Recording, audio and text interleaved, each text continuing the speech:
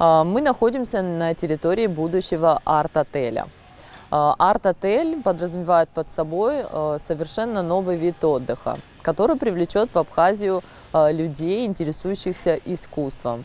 На территории нашего проекта будет картинная галерея, в которой будут представлены работы всех местных творцов, художников, скульпторов, ремесленников и всех тех, кто что-либо умеет делать своими руками. Таким образом, мы предоставляем площадку для людей, связанных с искусством, в которой они могут реализовывать свое творчество абсолютно бесплатно. Площадь галереи 200 квадратных метров, она будет в 2 этажа, и этого будет достаточно для того, чтобы представить хотя бы по 1-2 картины всех желающих местных талантливых художников. В Абхазии аналогов нет. Идею я вынашивала очень много лет. Она больше патриотическая. Мне хочется, чтобы как можно больше о нас узнал мир и узнал с разных сторон.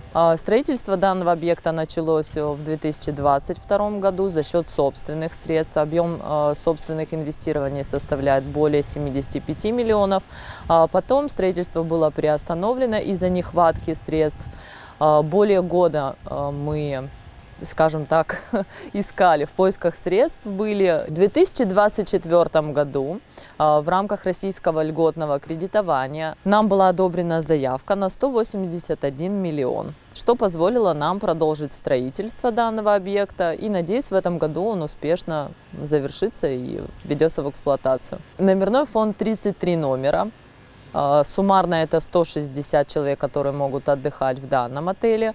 Это высокий уровень. Все в этом отеле будет говорить об арте. Будет ресторан, где будет представлено питание, завтрак и ужин в виде шведского стола. Это 3 бассейна: большой бассейн, маленький бассейн для деток и джакузи.